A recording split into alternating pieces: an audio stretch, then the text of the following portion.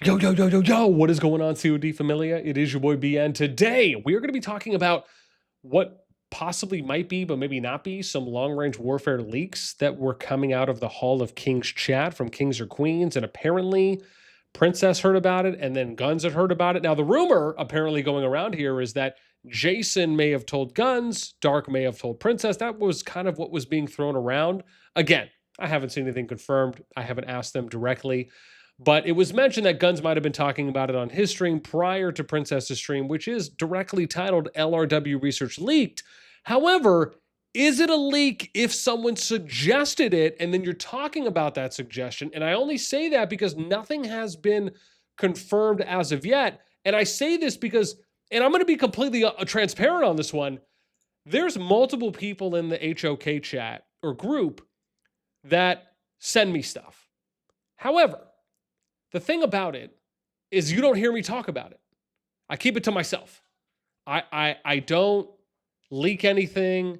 I don't rumor anything. I don't make content about what essentially is private, right? Because again, unless you're like, and a good example is when they did that dev meetup and they specifically said, hey, you guys can share this with people. If you recall, Abda made a video. That was his first video that he put out as a CC to kind of, draw the hype, draw the attention. And that was something he was able to do for being a part of that chat. Again, just kind of coincidentally is also a CC, so it's kind of a double benefit in a sense. People shared stuff with me. I eventually covered it afterwards. It was a couple days after this. But again, that was because it was said it was okay to share. Anything else outside of that, the assumption from this chat is that if you're a king or queen, and I believe it's rumored that it's around 15 bill to get the invite or to get accepted, right? So they're trying to kind of keep it a small group, which to be fair, I think is okay to start out and do it that way, where you're not kind of having too many cooks and chefs in the kitchen. If you want to expand it beyond that, because keep in mind, there will always be times where kings or queens may not continue to be that same king or queen. You might get people that step down, someone steps up, maybe a co-R5 comes in or a co-king, co-queen, and maybe they're the person that you're okay kind of being the figurehead or being the front person, maybe being the outreach individual that just speaks and conversates a little bit more. Things can change. So I do think it's a good idea that they're kind of slow building the group and not necessarily just be like, anyone over 5 bill can join. Again, that's what my group is for the King's Guard, right? We basically let anyone in that's, 5 bill or greater, as long as you're in a season of 2 and later than that. And again, I think it's a great resource for what we have in the King's Guard, which is public. So everyone in the community, if they join the Discord, my Discord, you can see that by reacting to the Call of the Dragons role, you can see who the representative is for each kingdom or server.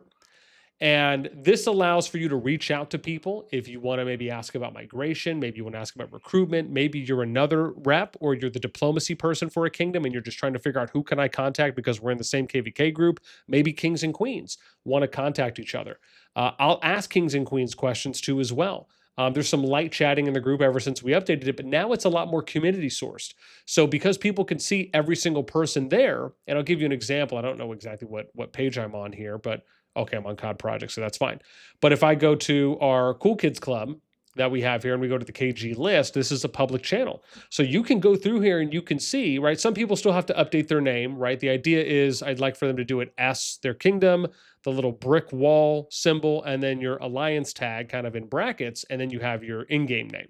So that way just makes it a little bit easier for people to find you. But you can look through here and we have all the way from Kingdom 3 up to 389, almost 400, right? There's 112 reps here, and anyone can get added to this. You just have to reach out to me in DMs. However, the topic today is of long-range warfare and the Hall of Kings group. Now, the reason I say this and I bring this up is because, again, so like if we look at this as an example, you'll see this was there. We scroll down a little bit, and you'll see like, what is this? The screenshot. Someone had said Dark is there, right? They're in the VC stream 1, right? So the thought was, okay, well, did they say that to them? Now, keep in mind, let's really put things into perspective here. There's a big difference between a response that the developers gave, which would be saying, yeah, we are considering or not considering. And then there's the other side, which is, okay, well, the kings or queens made a suggestion. So an example would be maybe the team in that group, the HOK rep, asked people, hey, what would you like to see brought back in a season? What were the best season policies that you enjoyed and why? The question could have been framed in such a way where the answer from a king or queen could have been, well, I loved long range warfare. These are the reasons why I'd love to see it come back.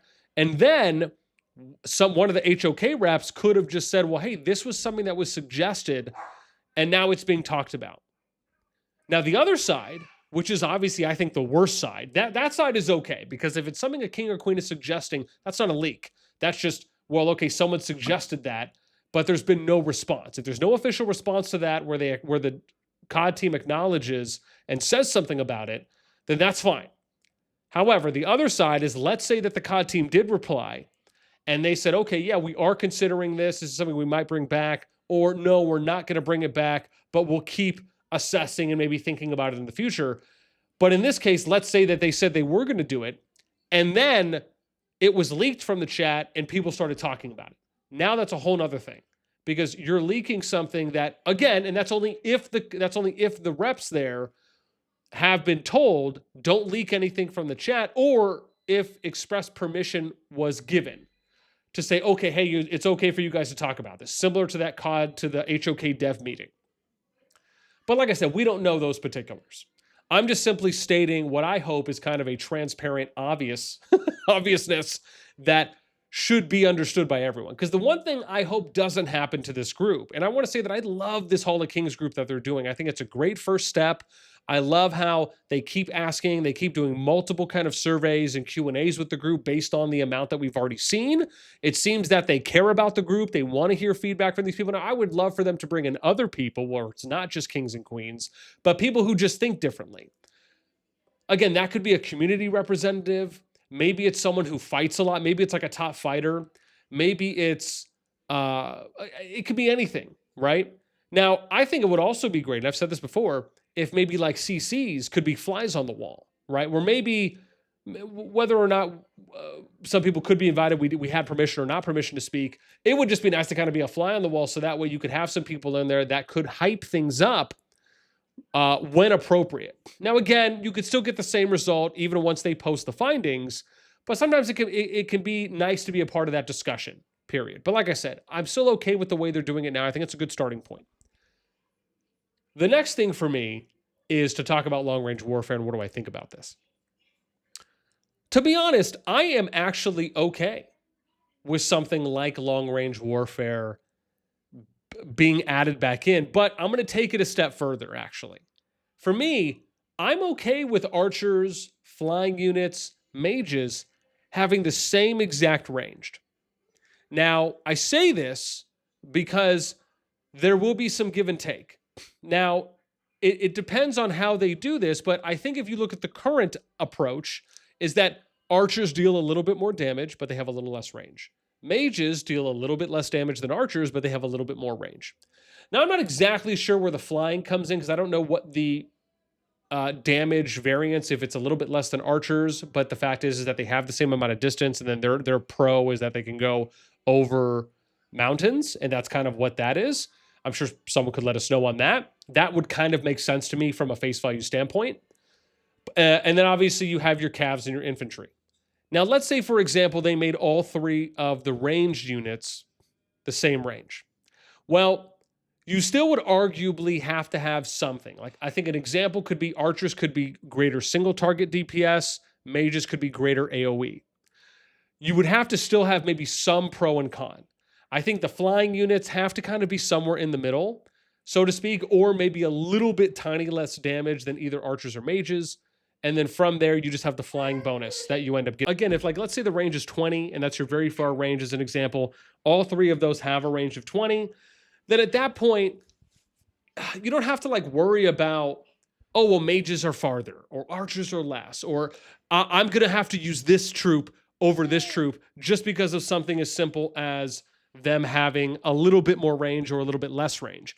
I guess the thing for me is I kind of look at it as, let's try and get things on the same playing field so that way you can maybe have an equal level of usage. Now, whether or not having them at the same range or introducing long range warfare is a fix per se or not, I think that kind of is something that is okay to be tested. However, I'd love to know what you guys think. Would you like to see long range warfare come back? Would you like to see it not? Do you think it could be interesting to have those 3 ranged units all of the same range, or no, you think the system works good now? Let us know what you think in the comments down below. That's going to do it for me. As always, until next time, we'll catch you later.